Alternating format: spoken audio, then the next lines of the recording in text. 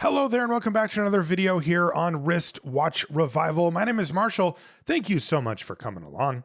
This time on the bench, we have this really nice Bulova 23 jewel self-winding watch from the mid-1950s. And this watch has been on quite a journey before it finally made it to my bench. You can see the case back here, Bulova, self-winding, watertight, shock resistant, anti-magnetic. They have all the big claims, especially before they actually had to have some standards around them.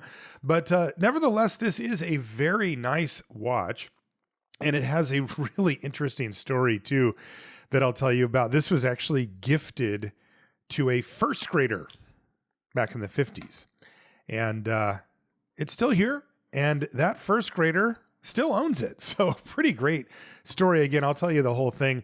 In the meantime, though, let's take a look at what we've got here. Basically, the watch, when it was given to me, is not running. It had come off of the owner's arm while changing shirts, hit the ground or the bed or something, and it would no longer run. So it's just not running at all. So the first thing we need to do, of course, is open up the case back. It has a little bit of a strange case back on it. It has kind of a two-part case back where there's an outer ring with the threads on it, and then an inner, a kind of an intersection that, represents the rest of the case back. So I'm going to use my case back opening tool to get this thing open. You can see that there's these blocks that go for different sizes of lugs, and then you can pick the different part that actually engages with the case back as well based on the shape of it and stuff like that. So I'm going to go ahead and get this adjusted in. And yeah, actually it looks like it's going to come off pretty easily there. Not too bad. Sometimes they can get kind of stuck on, but this one, not too bad. And that'll allow us to take a look at the movement inside. This should be a Bulova specific movement, but we'll see. What do we got? Yeah, there's that main part of the case back I was talking about. And there you go. A nice little automatic movement from Bulova here. You can see 23 jewels. That's actually a lot. You know, a kind of right in the middle watch will have about 17. Oh, and look at this. I can actually already see why it's not running. It looks like the balance wheel is overbanked. Do you see how it will only go one direction and then it just slams up against something?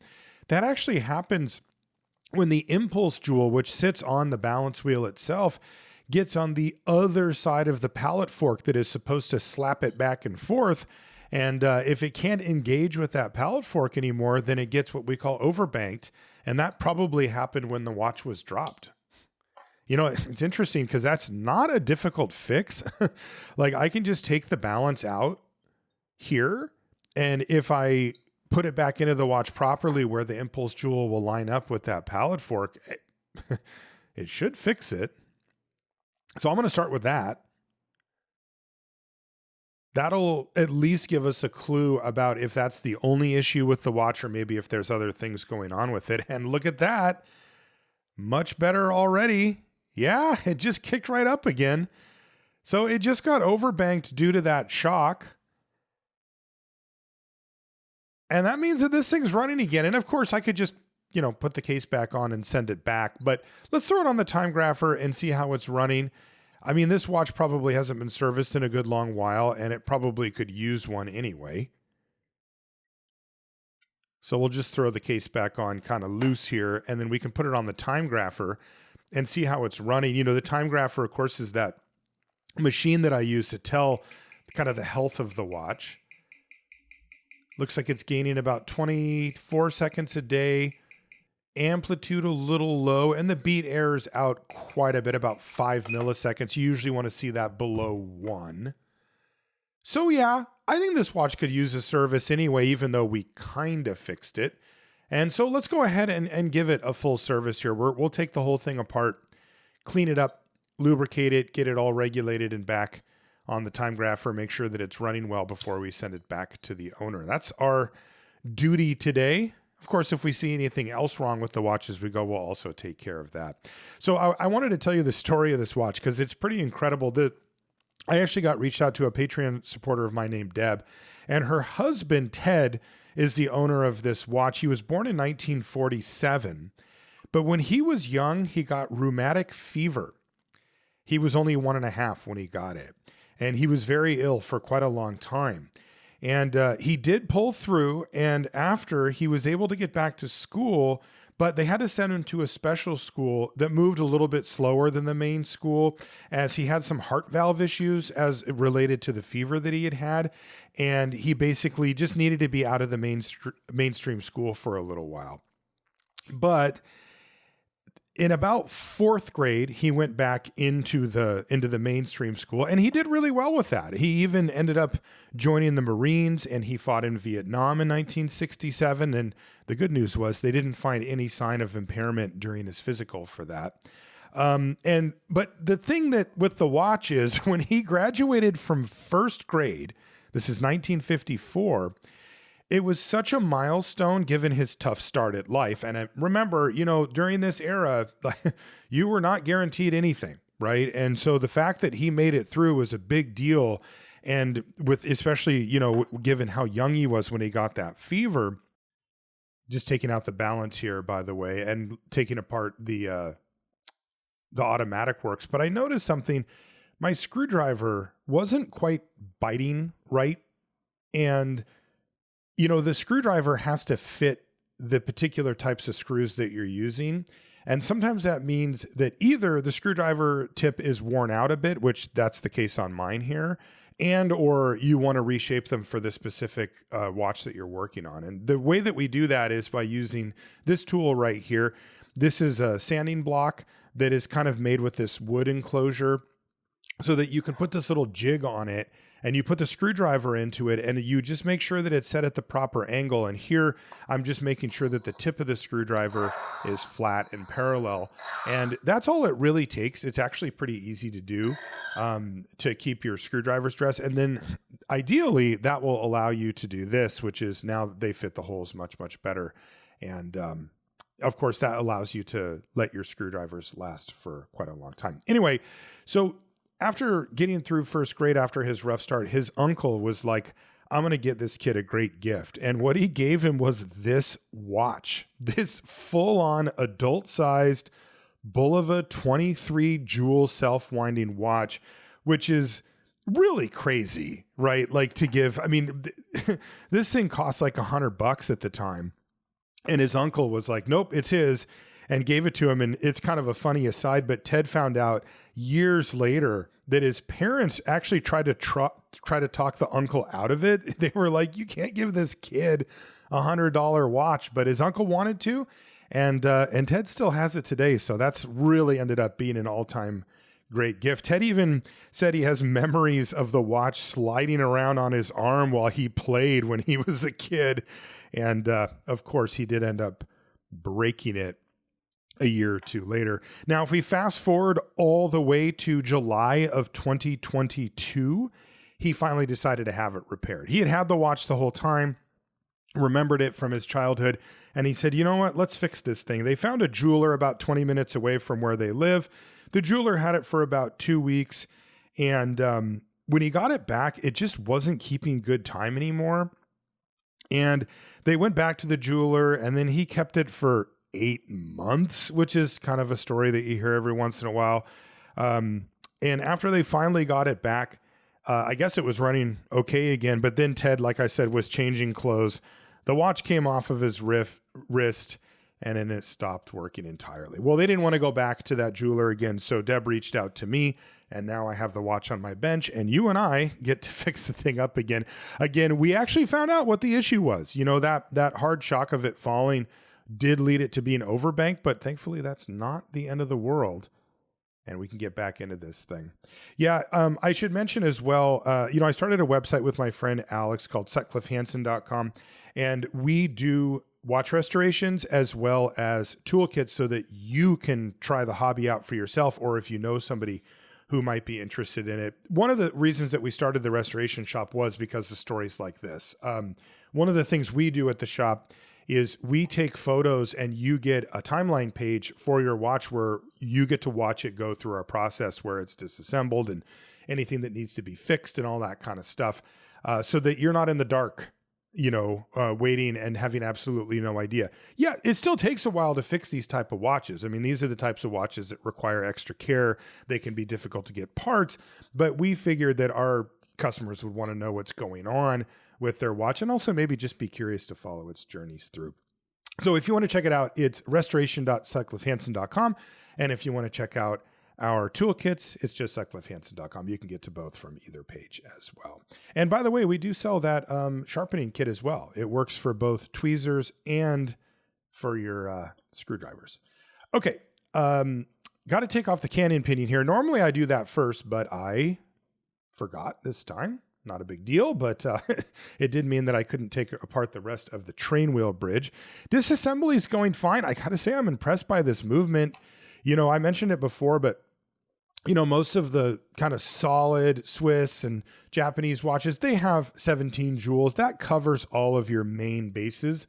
And jewels, by the way, are those red rubies that you see. They act as like bearings. They're basically just really hard, really resilient, and yes, they can be brittle bearings. And they are excellent at that. Really, really great. Because it turns out that they're rubies, but did you know that we can just make rubies, and we've had the ability to just make them for a very long time for very inexpensive as well. Even the ones that go in watches, which as you might imagine have to be precision engineered to the 100th of a millimeter, sometimes the 1,000th of a millimeter. Even those, they're not the kind of rubies that you're talking about where you're like, I got some necklace or a ring or something, they cost a few bucks even like that. You can see some of them right there. And anyway, this one has 23 in it. Some people get confused when they see a watch and it says how many rubies or jewels it has in it. And they think that that means that the price of the watch is more as a result, and it's not. It does usually correlate to price because more jewels means nicer movement, but not because of the jewels. As you can see, when they sent it to me, it also came with an extra oscillating weight for the automatic winding works here. But I'm looking at it, and this one is detached from the actual weight part. I assume this was the original and that the watchmaker had replaced it with this other one. As you can see, the original has like a little cutout with a B in it for Bulova. But, the other one is exactly the correct one for this same movement. It says the name of the movement underneath it. You see where it says 10B PAC.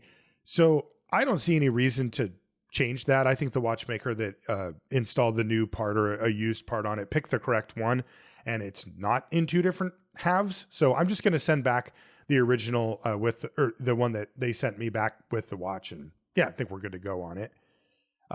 In the meantime, I can put everything into these little mesh baskets here. That'll prepare them for their journey into the watch cleaning machine.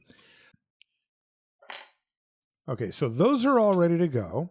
And now we can take a look at this case. This case is really cool.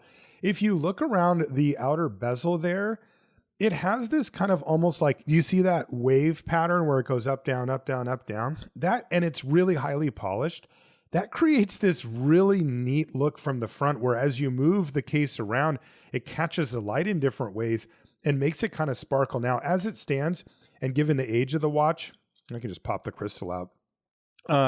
It's got a little bit of dirt buildup on it, and that will kind of make it so that you can't see that shine quite as much. So I'm just going to use some pegwood to get it started, to get the gunk cleaned out, and then I'll put it into the ultrasonic cleaner too. And I think this case is going to clean up beautifully. We don't need to do anything else to it. I'm not going to be polishing this or anything. It looks great. Now, this is one other part. If you look closely here, this says Bulova sealed lifetime, do not open. I'm not buying it. I looked around and yeah, they say seal, do not open, but we need to get in there and clean this thing. And it looks like a normal mainspring, so I'm just going to open it. Yeah. I mean, I don't know if this is trying to scare watchmakers from working on Bulova watches and you got to send it back to us or something. But this is just a totally normal mainspring. I have no idea why it says that on the thing, but like any good hobby, watchmaking sometimes requires true bravery. So we just ignored the the warning on the mainspring barrel and opened that sucker up. And it's totally fine. And in fact, the mainspring actually looks fine also. And this is why I wanted to open it up. I used a little bit of Rodico, that silly putty stuff, to kind of clean out some of it. And there's a bunch of grease in there. Yeah, especially on an automatic watch, you know, you want to put some grease. I'll do it later when we reassemble, but on the inside of the barrel there, and you know, that needs to be replaced. Okay, now we can put everything into the watch cleaning machine. I'm using an L&R Mastermatic. This is, they have one called the Master, and it just spins in one direction. But if you look, this one actually oscillates back and forth, and that helps agitate the fluid around the parts a little bit more and maybe get them a little bit cleaner. This thing probably came out about the same time that the watch did, 40s, 50s, somewhere in that range. While the watch does get cleaned up, I did want to say thank you to each and every person who supports me over on Patreon. You can find me at patreon.com/wristwatchrevival. You get the videos a little bit early in an ad-free form. And you get a thank you card and a Wristwatch Revival sticker in the mail, no matter what level you support me at as well. I just wanted to say thank you. It means the world to me that anybody supports me at all in any way. And thank you. I really appreciate it. And while that stuff finishes up, we can also put the case into the ultrasonic cleaner here. You can also clean movements in an ultrasonic cleaner, but it's a bit more of an involved process, and it's not like the perfect tool for the job, although it does do a very good job. It just kind of takes a while. You have to move the parts in and out of little jars and things like that kind of over and over, but it does do a good job. But for stuff like this, bracelets and cases and all that, it's fantastic. So we'll go ahead and throw that in here now and take a look at everything all laid out after it's out of the various cleaning machines. Beautiful. I mean, this is a really lovely movement. Seriously, like they did not hold back on this thing, and it really shows. It's a... His uncle really did get him a nice watch, I have to say. Okay, let's get this, what was it, do not open sealed mainspring back in its home. I assume it'll just go back in there. This is the braking grease I was talking about before. This is a special type of grease that goes on the inside wall of automatic watches like this one, because you know, when you put the mainspring in there and then you wind it up a bunch, it actually is meant to gently slide around the outside edge. And there's kind of like a sweet spot where if like there's no grease there, then you have metal on metal that can cause all types of problems with performance, plus like shavings that can damage the spring or the barrel itself. And then, you know, if you have too much grease there though, it can actually like hold up the thing, and that can cause things like lower amplitude and the watch not running for as long as it should. I've got my mainspring winders here. This is probably one of my favorite tools that I've gotten. It's actually really interesting. They're kind of tricky to use. You get used to it, but like it does take some practice with these things before you get your comfort level. They are kind of hard to use, but they certainly beat the alternative, which is hand winding springs back in. You can do it, but it's very difficult to do it without damaging the spring or getting little bits of your gloves or finger cots pulled off in the process, which is neither of them are desirable. This is, though. Aha, look at that. The mainspring back in its home, and now we can even put on the barrel arbor here. That has a little hook on the inside that grabs onto that innermost coil of the mainspring. And then the stern warning lid will go back on here. I mean, it says do not open. It doesn't say anything about closing it, though, so I think we're good.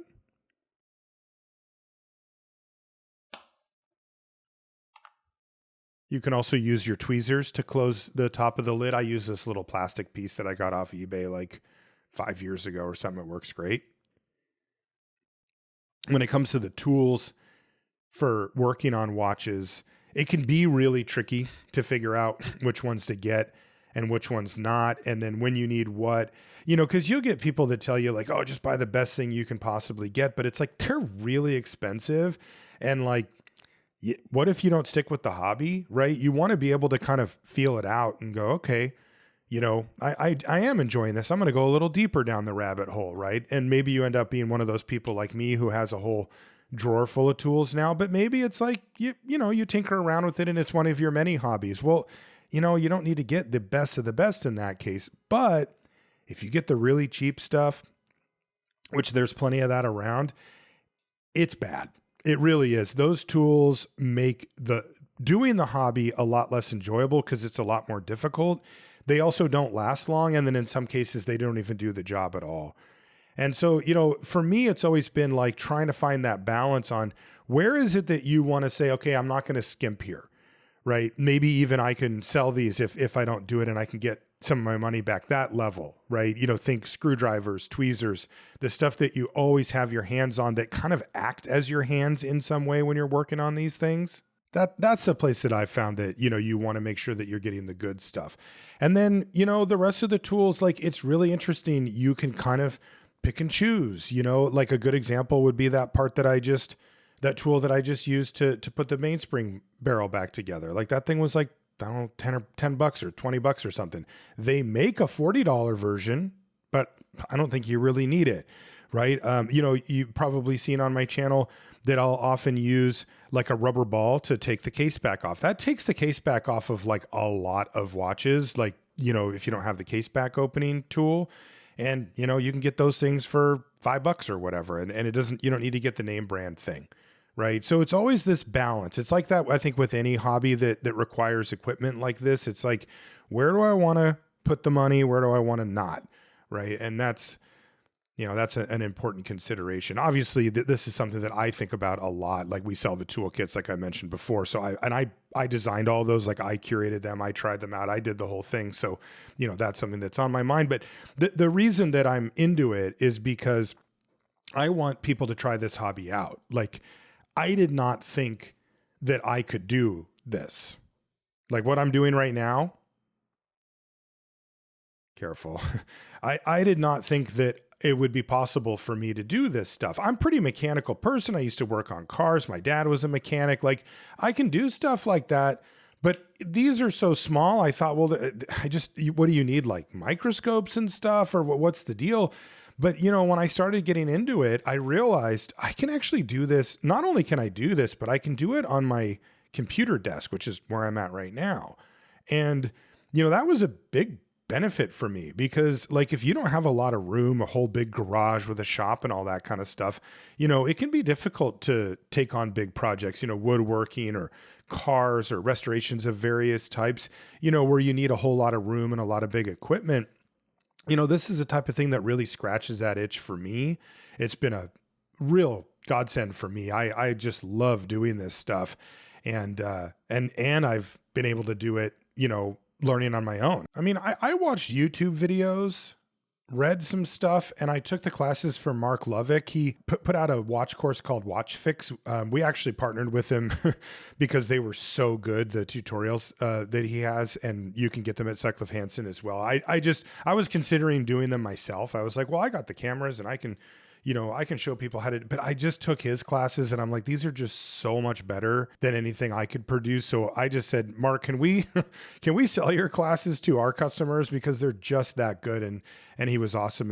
And we partnered up with him. But anyway, this is stuff that, I learned it on my own. Like I didn't go to school for it, right? I took classes from him. I watched YouTube videos. I read stuff.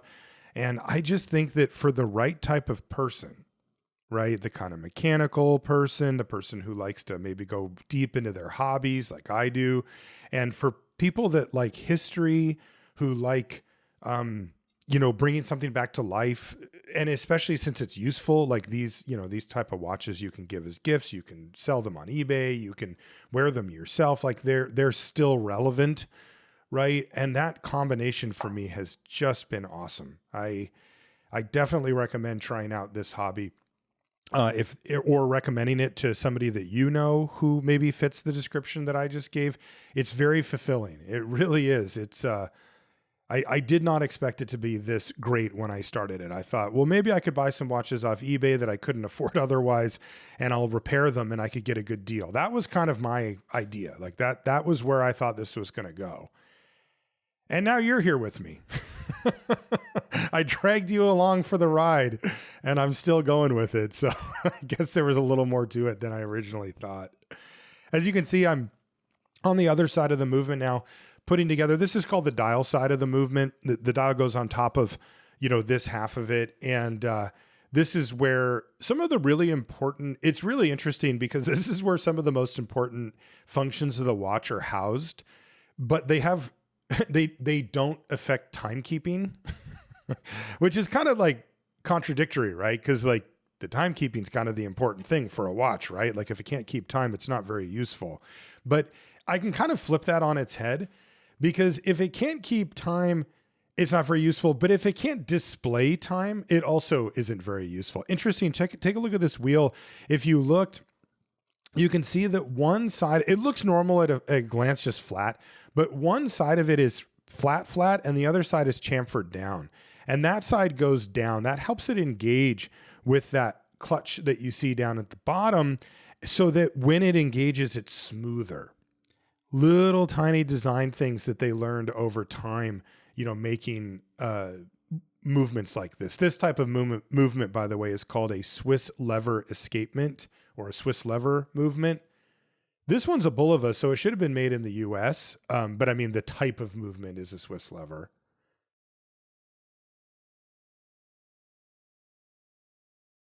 A little bit tricky every once in a while because you have to pick up the movement here, use your finger to hold that other part in place, and then guide the screw. It is a little bit of a thing that you need to practice, no doubt about it. If you ever see the red oil that I'm using here, that's like a medium viscosity oil. It's called Mobius HP 1300. It's a fully synthetic. There's also an alternative that was used for a really long time and is still used sometimes too, called D5. That's the non-synthetic version. The downside to it is that it's non-synthetic. It theoretically doesn't last quite as long, blah, blah, blah. But the upside to it is that it's really pretty much the same thing, and it is a bit cheaper. So, you know, if you're on a budget, you can get like kind of a big bottle of D5 for cheaper than you can get the small bottle of HP 1300. That said, I will say that for hobbyists, the size of the bottle isn't really that relevant, because even, you know, I work on a okay number of watches per year, right? And even then I never run out or come close. Also, the oils have an expiration date on them. I usually ignore it, at least for a while, like until it starts to bug me. Because I'm going, now hold on a second. So if I put this in, if I take this oil and I put it in a watch, it's supposed to last about 7 years, is like a good ballpark. It might be 10, it might be 5, depending on the conditions and everything. But let's call it 7 years. Well, I don't understand then if it's expired. So does that mean it expires like in 7 years from when I've put the oil in? And also, like, are we really that sure? So anyway, if the oil on mine goes a little bit past, I'm fine with it. I'm sure, you know, if you work at some big shop or something, you probably have to pay attention to that. But as a hobbyist, no, I'm not going to go buy a new one just because the little thing says it.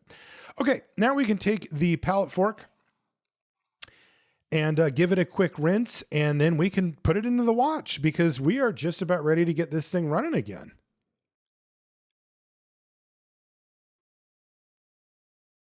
And this is a pallet fork bridge. This thing has, as you can see, a jewel there that holds it in place. You can also see where some of the extra jewels are as well.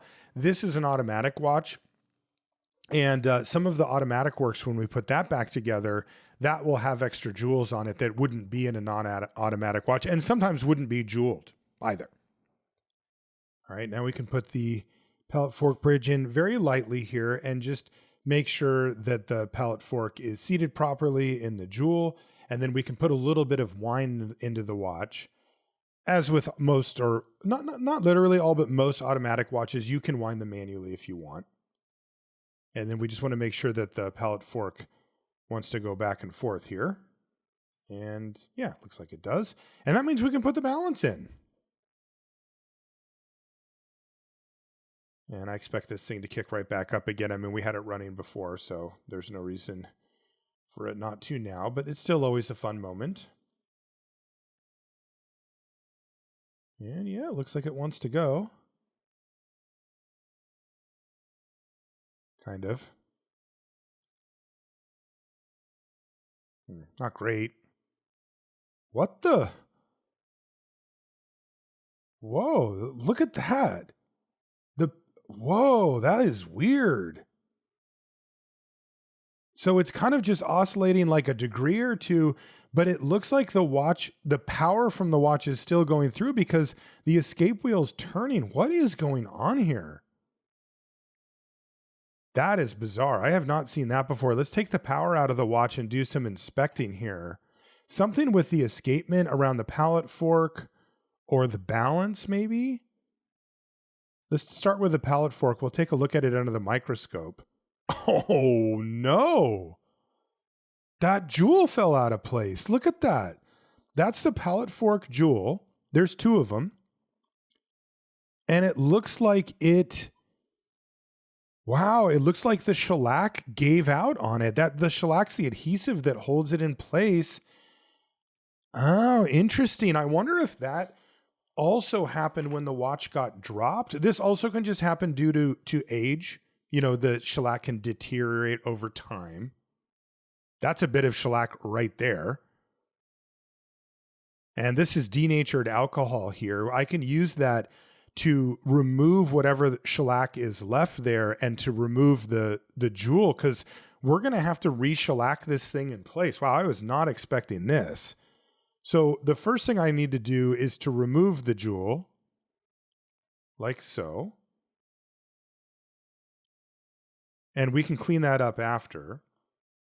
And now I can use my tweezers plus a little bit of that denatured alcohol on the tip of them to start to dissolve the shellac. It takes a little bit of elbow grease to do, but the denatured alcohol will actually dissolve it. This is also an interesting little experiment because you can see kind of how long it takes to act on it. It's not immediate, right? It's not one of those things where it just immediately dissolves it and it's just completely gone. It kind of takes a while to soften it up. And what my goal here is I want to completely clean out this pallet fork of any of the old shellac so that I can put new shellac in there and make sure that it actually sticks.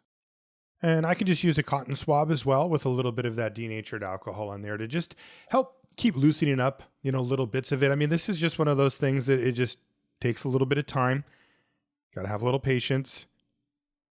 But if you do, it will reward you with a nice clean pallet fork slot there. And then we can figure out how to put in the new shellac on the jewel. Here's the jewel itself. I want to make sure there's no contaminants on that as well. So I'm just going to give it a little bath in the alcohol here. Oh, weird. There's like I wonder what that is. You see those little dots moving around? That was kind of weird. Probably some scientific thing I don't know about. But anyway, just a quick rinse there. And now we can get to the shellac. This is shellac. This stuff's old. It is very effective. It actually works quite well, but it's a little weird. Apparently some bugs make this, and then we gather it and pull it into these strings. And then, yeah, that's how it goes. The issue that we have as watch repairers is we need a very, very small amount. So back on the microscope to just break off the very tip of one of these, I don't know if it's a hair size strand, but it ain't big. And then I got this tool. This is really cool. So this is made specifically for this purpose, and it even happens to have my name on it. It's kind of funny. Marshall was a company that made a bunch of watchmaking tools. I have a few things from them. I always get a kick out of it. And they made stuff like staking sets and stuff like that back in the day. So here's how this one works, though. So this is a pallet warmer. So what you do is you take the pallet fork and you can set it. And do you see how it's split in the middle? That allows you to heat up one side or the other without affecting the other side. And then it's got this flexible metal fork that goes down the middle. And what you do is you just slide up the little slider, and then that will push the fork down and it will hold the pallet fork secure while you're heating it up and working on it. That way you can move the pallet stones around. You can make sure that everything's good, and it gives you a little secure setting. So the first thing we need to do is put the pallet stone itself back in. Now the depth of this matters, but I am going to try to put it back to where I thought it was before, and then we'll see if it works in the watch. And if it doesn't, then we'll have to do potentially some adjustments to it, which again require warming up the shellac and then moving it back and forth. So we'll get it set to where I believe it should be. And then we're going to grab this little tiny baby piece of shellac and we'll put it right over. And you know, this shellac is it turns into a liquid and then it hardens. And the idea is kind of like soldering, right? Where like it will flow into the places where it needs to be rather than you having to like apply it directly. And so that's what we're going to try here. I'm just going to use a spirit lamp here. This has actually that denatured alcohol in it as well. And then I can hold it below and let's see what happens. It should melt. Ooh, it changed colors quick. And there we go. We see the shellac kind of boil up and then hopefully get itself down into the crevices where it needs to be held. Take a quick look at it on the microscope. And yeah, I mean, that's kind of what I was hoping it was going to look like. So yeah, I think we're good to go there. And then while I'm here, I'm just going to put an even smaller little dab of shellac on the other side of it, just to add a little bit, just in case, since one half went out, just to make sure that both sides are fully secure. And it looks like they're good now, I think. I don't know. This is the first time I've ever done this. Now we can take it off of the pallet warmer. You can also, instead of using a spirit lamp, you can use a heat plate that will do similar. And now we can reinstall the pallet fork back onto the watch and give it a test.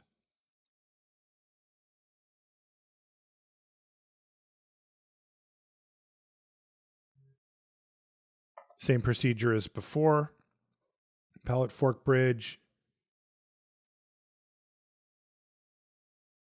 And when you screw this down, you just do it kind of gently. You don't want to like go super hard at it. And that'll allow you to make sure. Yeah. Okay. Hey, that looks pretty good. It's going back and forth. Let's go ahead and put the balance in and see what it does.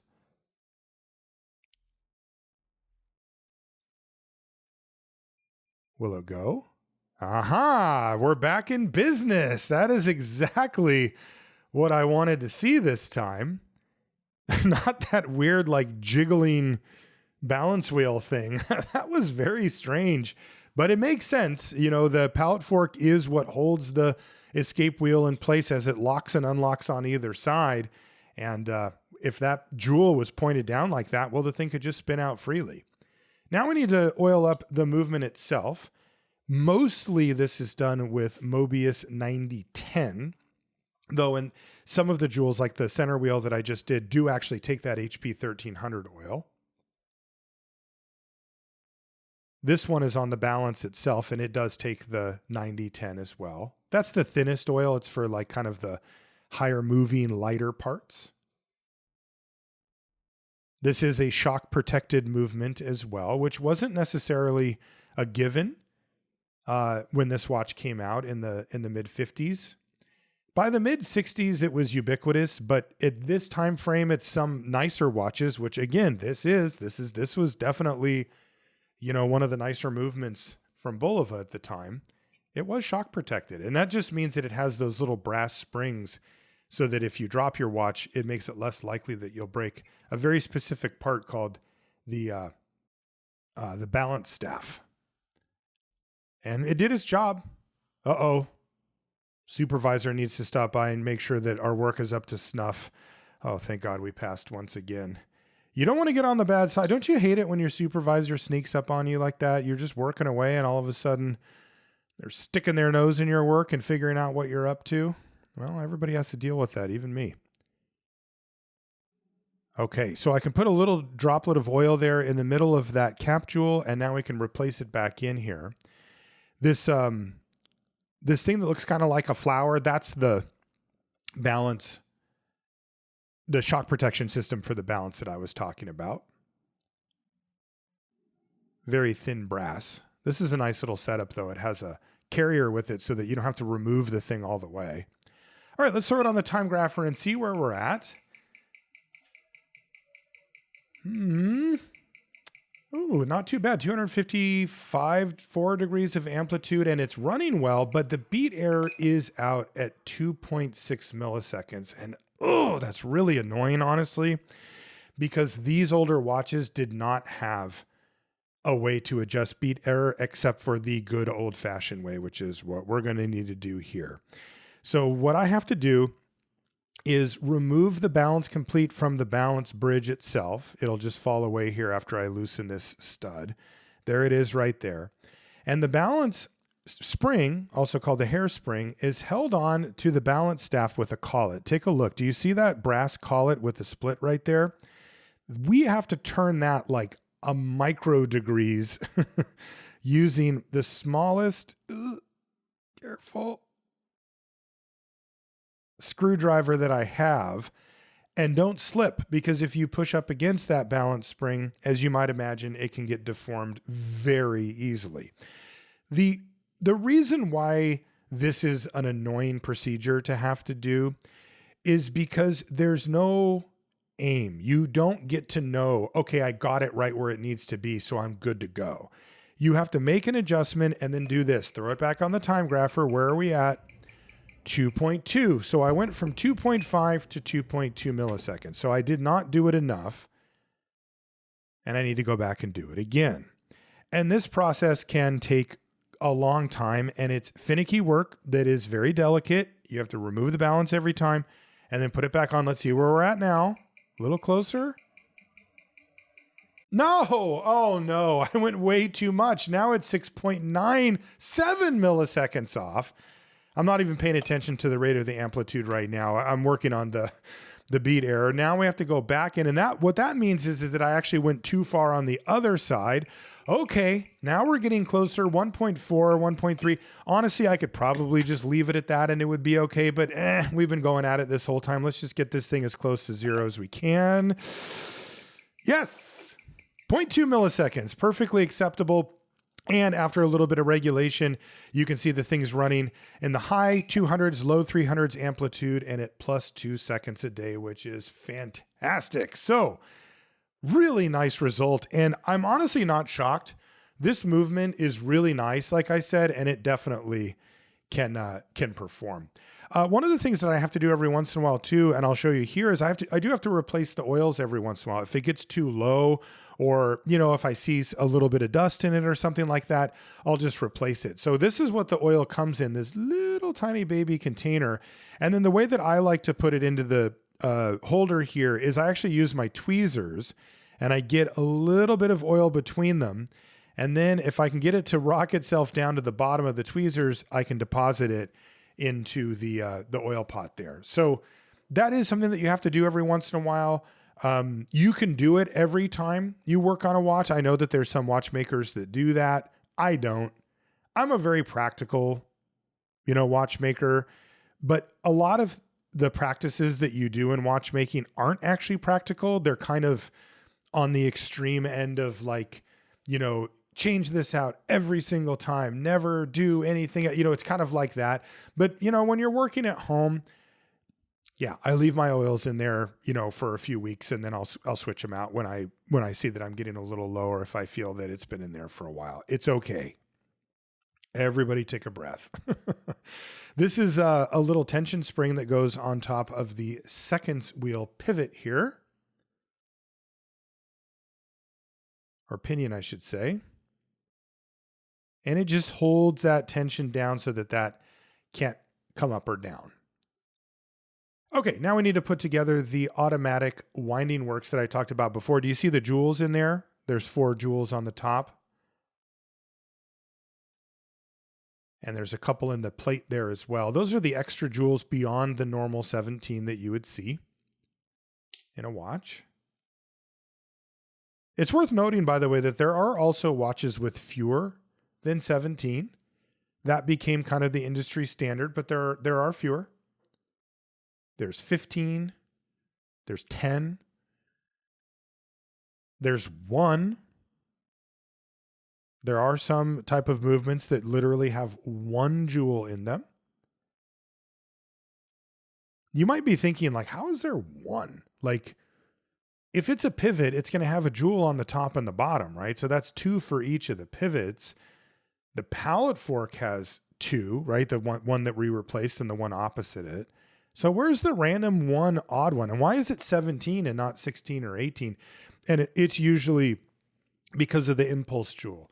That's the one that I mentioned before that sits on the balance itself, and that is a single jewel. And by the way, I always like to remind you the sizes of the things that we're dealing with here. Because, you know, I mean, I'm making a video here. I got the macro lenses out. I got the microscope going, and it can be easy to forget just how small some of these parts actually are. Magnification, of course, a very important component to working on a watch. Most at-home watchmakers and people that work in shops for that matter, most watchmakers use a watchmaker's loop. That's what we put in the kits for Sutcliffe Hansen. It really is kind of the standard way to do it. You can also use, though, like a visor, or there's things that go on glasses if you wear glasses. There's also like kind of a big magnifier that sits on a post that you work so your hands go underneath it. There's also watchmakers that work almost exclusively under a microscope. So there are different ways to do it, but by far the most popular is just a loop. Most of them use 2. There's, you know, kind of a 2.5x to 4x style loop that has a good working distance. And then there's a 10x loop, which has a very close working distance, but can get you, you know, close enough that you don't need a microscope. I prefer and recommend a microscope, but you know, either of them will work. Now the dial here has just a little bit of dust on it. So I'm going to use a very soft, very gentle process here. It's just water and it's just a swab, and that's it. I'm not scrubbing on the thing. There's no chemicals going on. It's just to get any sitting debris off of it. Don't get tempted to do any more than that. That's all you want to do. Okay, now we can put the dial in place. Wait a minute. There is supposed to be a dial screw right there. Where did the dial screw go? Well, I have one screw left in the tray, but I know what that's for. That's actually for the automatic winding works rotor. So that one's spoken for. That only leaves one other place I can look, which is in the basket. Oh, who has keen eyes? Can you see them? There's one. That's really funny. And there's the other one. So you might be wondering, well, how did these things make it into the basket? You put all the screws into the little mesh basket, right? Wrong. These I leave in the movement. So I loosen them to take the dial off. And then what you can do is you can tighten them back down before they go in the watch cleaning machine, and then loosen them back up again to put the dial back on. But I don't usually do that, and I didn't do that here. And I must have left them a little bit too loose because both of them came out. Remember, the main plate that those screw into is just sitting in that in the large mesh basket. So they actually came loose. Thankfully, we were able to find them. Okay, now we can put the hands back on. I've got a press that does that here, but there's a handheld tool that I'll use sometimes as well. And it does a perfectly fine job. This one helps you get everything a little bit more parallel, but you know, this was a gift. And I love having really nice tools, but you don't need every little great, you know, thing. It's kind of a stretch goal in the hobby to get these nicer tools, but the hand press tool that you use to just hold in your hand, perfectly fine. All right, that looks good. We'll give a little bit of attention to the crystal. This crystal honestly looks like it's in really good shape. Maybe it was replaced at some point. I'd kind of guess that it maybe had been. And I'm just going to give it a quick polish with Polywatch. Polywatch is just a acrylic polish for watch crystals, and it works really, really well.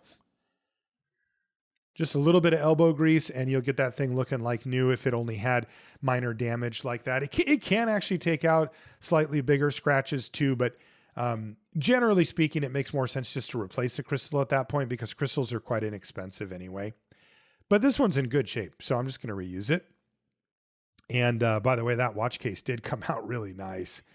So cool with that wave pattern that goes around the outside.